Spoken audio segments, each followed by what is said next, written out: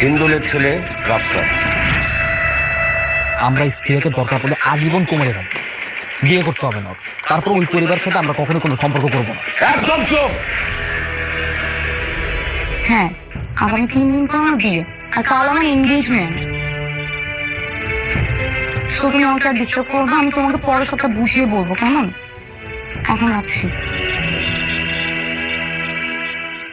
বিয়া হইতে হবে বিয়ার মতো, পাত্র দেখা দেখি হবে, গায়ে হলুদ হবে, হাত হবে, বিয়া হবে ধুমধাম কইরা। সেখানে খাওয়া দাওয়া হবে, মৌজ মাস্তি হবে, সব কিছু হবে।